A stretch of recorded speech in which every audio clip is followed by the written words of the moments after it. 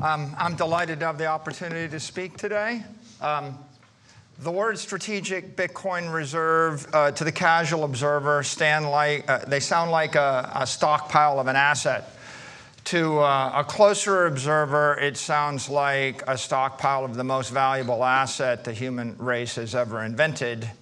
But I'm here today to show you how the strategic Bitcoin reserve represents a strategy for United States digital supremacy in the 21st century. The president, with his vision, has established a strategic Bitcoin reserve as of last week and has declared that America will be the Bitcoin superpower. That is prescient. I would hazard to guess that the great majority of the people that saw that post don't even know what Bitcoin superpower means, and they haven't really considered it. I was inspired by the words, and that caused me to put together this presentation today. Why is Bitcoin critical to the prosperity of the United States in the 21st century? That is the question we all should be asking. There are many metaphors for thinking about a strategic reserve of Bitcoin. Bitcoin is digital capital. If we thought of it as Bitcoin as digital capital, is this a stockpile of cheese? Is this a stockpile of oil, natural gas, or even uranium, all of which would be interesting? Well, at its worst case, in its narrowest form, you could think about the strategic Bitcoin reserve as a stockpile of the apex asset of the human race. And so what's it worth? Well, over the next 20 years, I think it's worth anywhere from $3 trillion to $106 trillion to the United States. U.S. corporations, like my corporation, are actually recapitalizing on Bitcoin. We've gone from having $250 million of assets 48 months ago to having nearly $45 billion of assets in 48 months. If you look out over the next 20 years, corporations that are accumulating Bitcoin on their reserve, like MSTR, like Mera, like Riot, they're going to have $20 to $40 trillion. So this is a small metaphor, but it's a powerful metaphor. But you know, it's hard to rent out or finance or develop your cheese or your gold or your natural gas buried in a vault. So a more powerful metaphor is Bitcoin as digital property. If you own 5% of Manhattan and your family had owned it for 100 years and someone said, how are you going to pay your bills? You wouldn't say, we're just going to sell it. You would say, we're going to rent it. We're going to develop it. We're going to put a building on top of it, a business on top of it, or we're going to finance it. We're going to borrow against it. The same is true with Bitcoin. In 20 years, the United States could be generating $10 trillion per year by renting, developing, or financing the assets in that strategic Bitcoin reserve. The AIs are coming.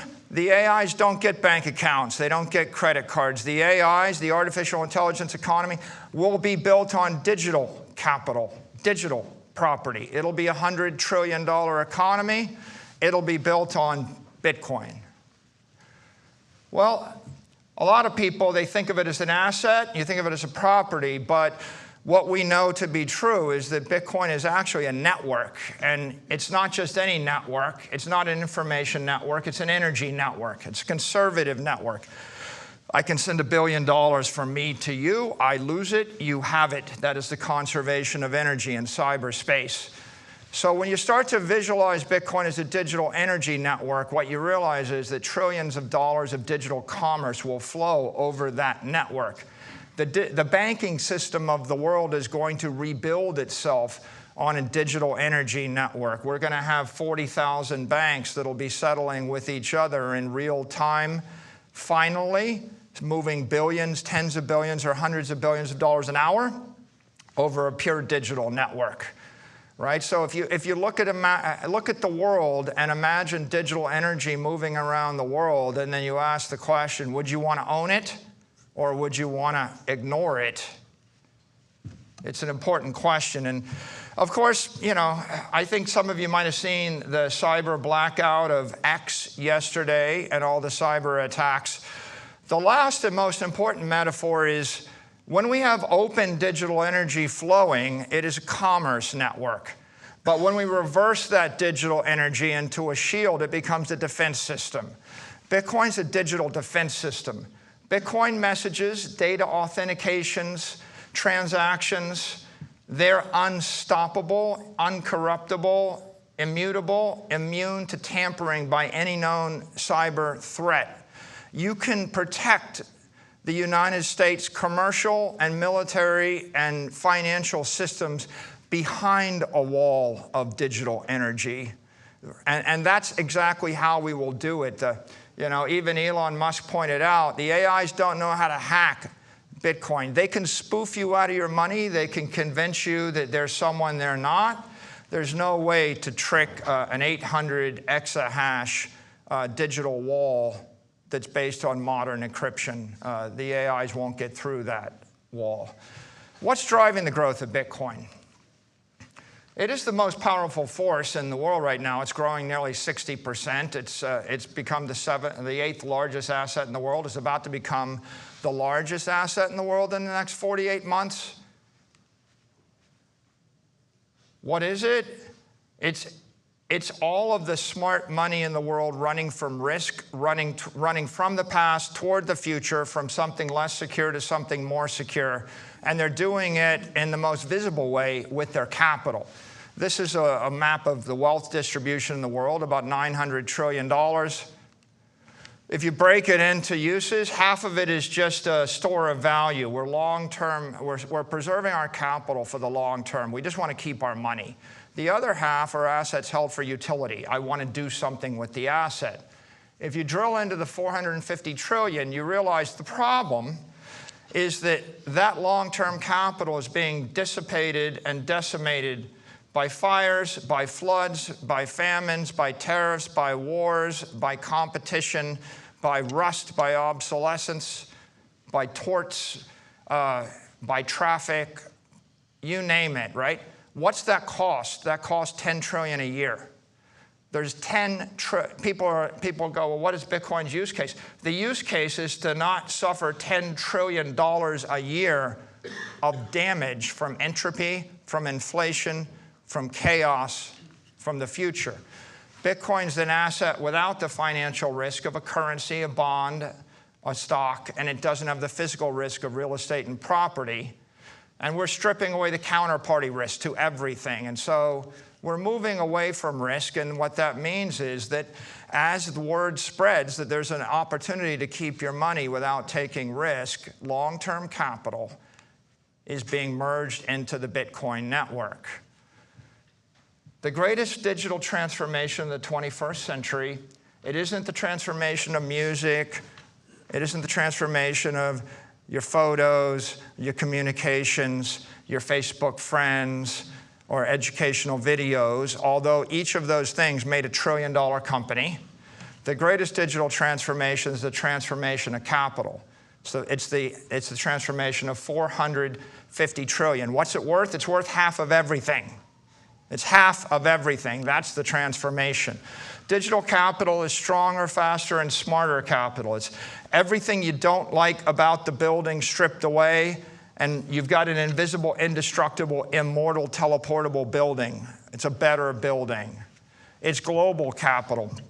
It's everybody that's living in Asia and Africa and South America would move to the U.S. if they could. They'd move their money to the U.S. if they could. They want the currency of the U.S. They want the property of the U.S. They want the security of the U.S. They want the values of the U.S. But they can't have it. So the second best thing they can have is move their money into the Bitcoin network, which has all of the values, protections, and securities of the U.S. Bitcoin is immortal capital. Right? You can keep your money for 1,000 years. A 10 basis point fee works out to a useful lifetime of 1,000 years. All the other long-term capital assets have a life of 10 to 100 years. Find a business you want to invest in that'll be around for 500 years. Find a building that will last for 500 years. Find a bond that will pay off in 500 years. Find a piece of art that'll still be legible in 500 years. And finally, what we all know in this room is that Bitcoin and digital capital is ethical capital. It's the only thing in this world you can truly own. If you have possession of the keys, if you have possession of the knowledge of where the keys might be, you own the thing. No one can take the thing away from you. Everything else you have in this world, you own at the pleasure of someone more powerful than you until they decide to take it away from you. Satoshi gave us property rights, sound money, sovereign money. It's a network, but what is it? It's the world's most powerful network. 800 exahash. What's the measure of digital power? It's exahash. 20 gigawatts. All the electricity, all the power that fires up the US Navy. It's also got the most economic power. My company spent $33 billion to buy 2.4% of the network. Do the math in your head, you'll realize there's $1 trillion of real money that has flowed into this network, and there's $1 trillion of smart money behind it. It's the world's most global, fault-tolerant, unstoppable network. Each of those ASIC chips is hundreds of thousands of laptop computers. You'd need trillions and trillions of computers to dent this network. And then, of course, many people say, oh, I get it, it's a network effect. It must be a network. Yeah. Well, it's not a McAfee network. That's just enough information about networks to hurt yourself. It's not getting more powerful with the square of the number of nodes. It's getting more powerful based upon the amount of mass, energy, and capital flowing in the network. It's a Newtonian network, like the solar system. When the white dwarf comes past your planet, it's going to suck the atmosphere off your planet. A white dwarf is not the same as an asteroid the same size. They're different. Bitcoin is the brightest thing in the financial universe, right? Heat and light. It's the most interesting. It's growing stronger. It's growing hotter. It's growing denser as it draws the capital of the world into its orbit. What capital? Physical capital. People are selling their buildings. Financial capital. They're going to trade out their low-grade bonds, their currencies in third world and in the second world. Foreign capital. They're going to sell their Siberian real warehouses and their Russian natural gas rights. It's drawing antiquated capital, the capital of the 20th century. It's drawing smart capital. Anybody that thought about it and thought, do I want to be invested in something that's going to decay or be destroyed over time by 100 uncertain risks, or do I want to just keep my money in cyberspace? And then digital capital, right? The AIs, they don't get the bank account. As the economy digitizes, people want to move digital money at the speed of light with a million transactions a second. You're not doing it with a Siberian warehouse. You're not doing it with natural gas or gold. You're not going to do it with any 20th century asset. Where is it headed? Well, there's an open source model. You can download it on GitHub called Bitcoin 24. Plug in your own assumptions. Our assumptions? Well, Bitcoin's currently 22 basis points of the global economy. That's $2 trillion. Over 20 years, right now it's been growing about 60% a year. If it decelerates from 60% a year to 20% a year, the average return is going to be 29% a year over the 20 years. That is the base case. That arrives at a price of $13 million a Bitcoin in USD terms, or $280 trillion in the network. Does the world turn upside down? No.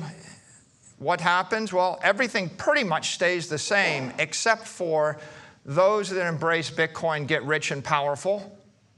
Those that don't embrace Bitcoin get weaker and poorer. Otherwise, everything that you see in the world today will still be there in the world in 20 years. Bitcoin is not a threat to the dollar. The dollar is currency. Bitcoin is capital. In the modern world, there are plenty of academic economists. They will just recite ad infinitum. Well, money is a store of value, a medium of exchange, a unit of account. There, I told you. And they just haven't really thought about that past just rote memory. This is why you shouldn't rote memorize stuff in education. Think a little bit harder about what's going on here. If you need money for the next 4 weeks in Argentina, then you're using the peso. If you need money for the next 4 years in Argentina, you're using the dollar. If you need money for the next 40 years in Argentina and you're smart, you're using the Bitcoin. And so the dollar is competing, but is competing against the M2 money supply of the CNY, Chinese currency, European currency, Japanese currency. Right now, we're about 17% of that. We should be able to grow to 30% of that. How?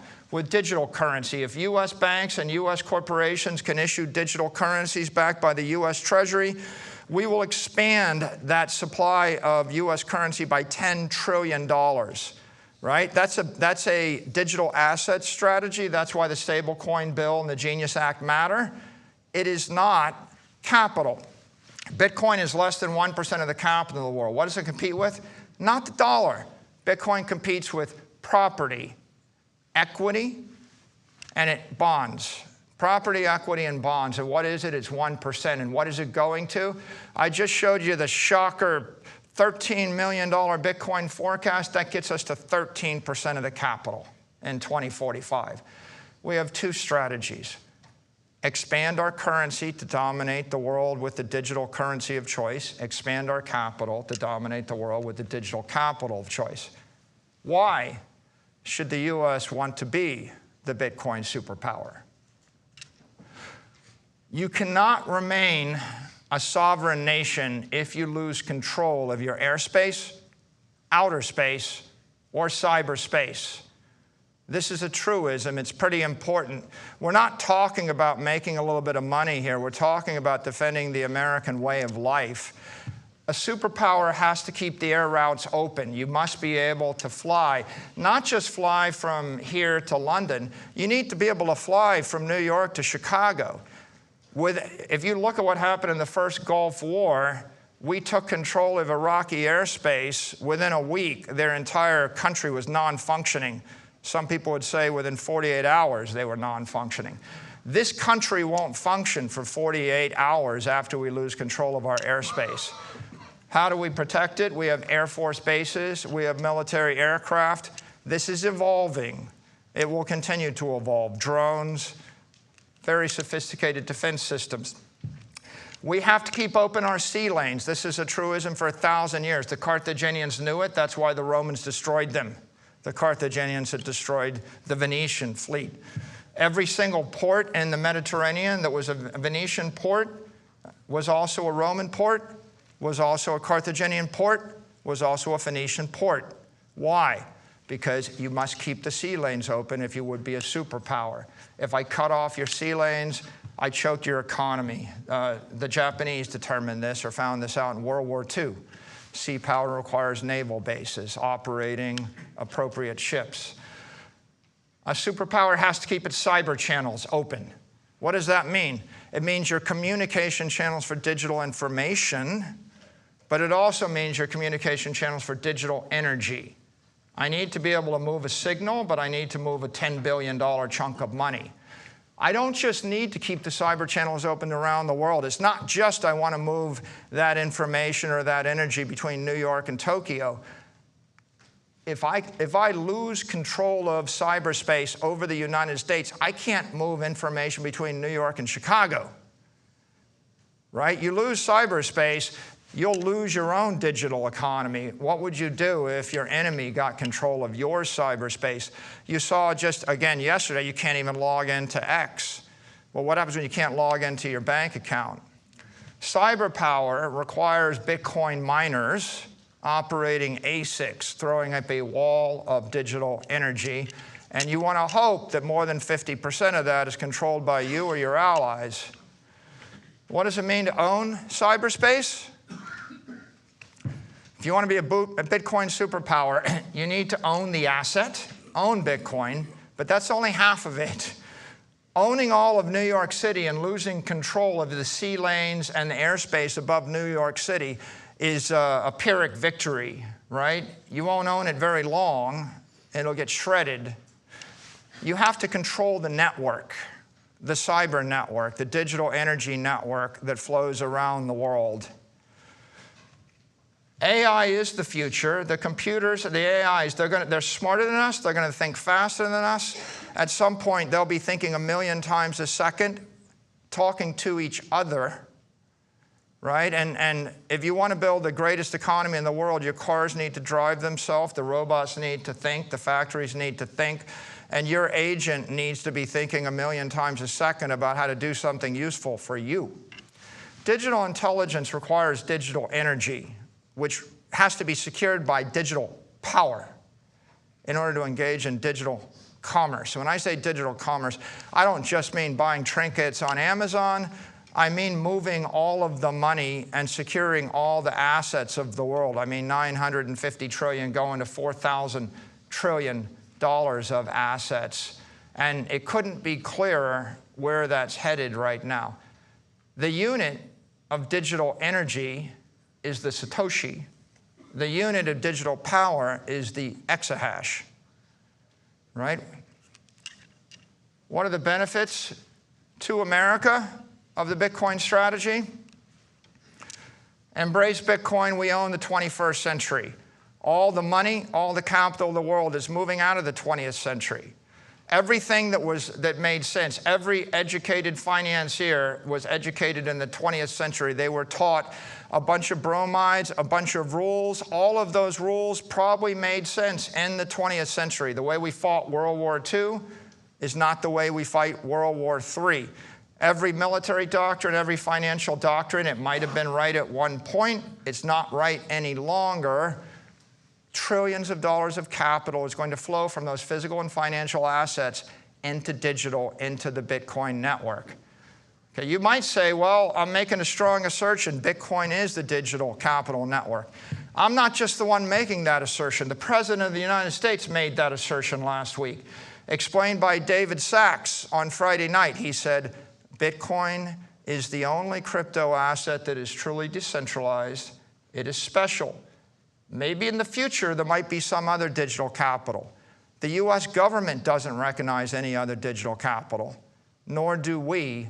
And that's because 99% of the power in the crypto ecosystem is in the Bitcoin network. If you want to own cyberspace and own the future, you need to own it. Embrace Bitcoin and strengthen the dollar. We have the chance to establish, own, and control the global digital capital network. That is Bitcoin. We can back the US dollar with Bitcoin reserves, the only monetary asset that is competitive to the dollar. If I need a liquid, fungible asset to capitalize a company or an institution, it's not real estate, it's not natural gas, it's not art, it's not private and public equity portfolios, it's not even going to be an index of equity. The only asset that I can use other than Bitcoin is US Treasuries everywhere in the world. If anybody ever decides to replace those, they'll replace them with Bitcoin. We should own both. Embrace Bitcoin, attract foreign capital. It's not just we're getting the 20th century money, we're getting the rest of the world's money. If I gave you money, if I took all your money, I dropped you in Africa and I said, you got to invest in a diversified portfolio of private and public equity and real estate, art in Africa. Or you can put your money into the digital capital network and move it anywhere else at the speed of light. And I gave you a choice to punch the orange button or leave it in Africa for 100 years. You would punch the orange button. Everybody else in the world's figuring out the same thing right now. That's why countries will make laws against it. That's why the Chinese have export controls on their capital. All of the capital will flow into the US. But if you can't physically come to the US, the next best thing is you flow into the digital capital network and you get all the protections of the US. And finally, you embrace Bitcoin, you empower Americans. It's American companies with Bitcoin on the balance sheet. They're going to outlast, outperform, and outlive their competitors. It's American institutions that are holding Bitcoin. They're going to enrich their shareholders. The beneficiaries are us.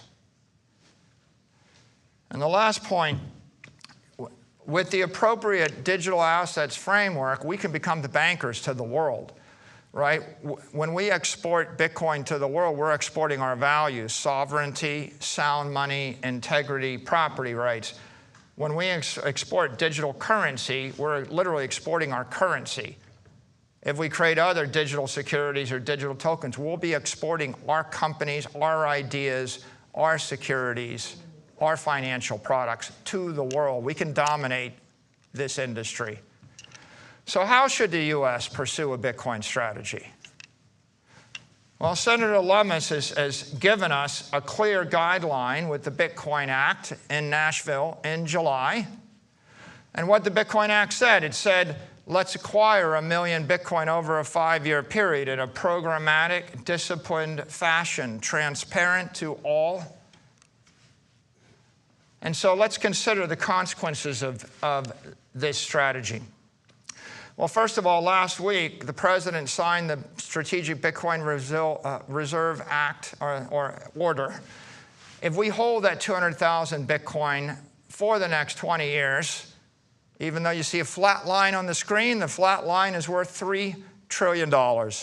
So that's the value of doing nothing. Sometimes people think that you have to do something to make money.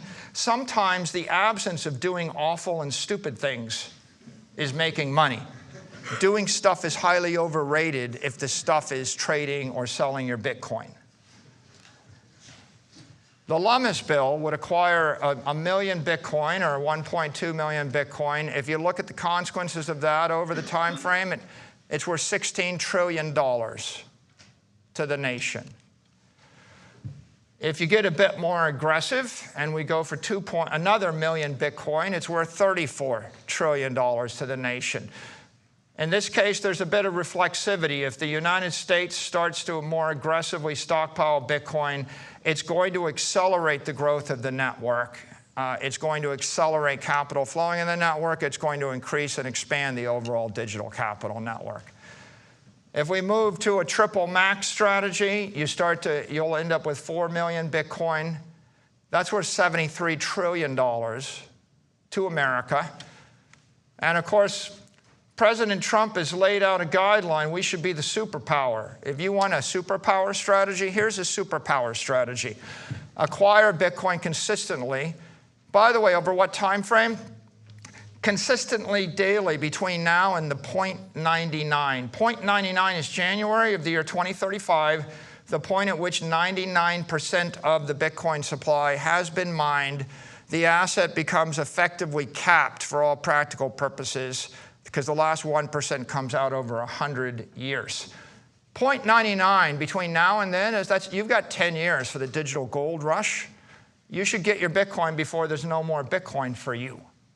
And you can see here, in this strategy, we acquire it consistently, and then we use surpluses from the US government to continue to save in Bitcoin. It's worth $106 trillion to the United States. And so what does that look like? Well, the Lummis plan, which is grand, is modest in some ways, and a modest strategic Bitcoin reserve plan neutralizes the national debt. Sometimes doing modest things are actually brilliant, as long as you do the thing. It's like the people that bought just a little bit of Bitcoin in 2012. It was a modest investment. It made them billionaires. A modest thing 20 years in advance is a brilliant thing. If you're more aggressive, the triple max plan negates the national debt. The superpower plan creates a global superpower. We bought 78% of the United States for $40 million. $40 million purchased nearly 80% of this country. Think about it for a second. Bitcoin is the greatest opportunity of the 21st century, right? It's worth anywhere from $3 trillion to $106 trillion, depending upon how programmatic and aggressive we want to pursue this opportunity. These opportunities don't come along often. This is the once-in-a-century opportunity. And as Donald Trump has said, never sell your Bitcoin, right? And I'll leave you with the final thought. What happens if we allow another nation to claim title to Bitcoin superpower? If we don't claim it, we give them control of the network, we give them all the wealth in the world, we risk being impoverished and imperiled by a hostile nation that controls all the world's digital energy. You could have clung to your glass beads when the world went to the gold standard. You could have clung to your steam engines when the world went to internal combustion. You know, you could have kept your wood-burning stoves when Rockefeller offered you petroleum. We could have dismissed nuclear power. We once had another project. We had a Manhattan Project. It was a large investment in nuclear energy. Do you want to control the world's digital energy? Because the digital economy will run on digital energy. The choices are either prosperity or poverty in the 21st century. Bitcoin is manifest destiny for America. Thank you.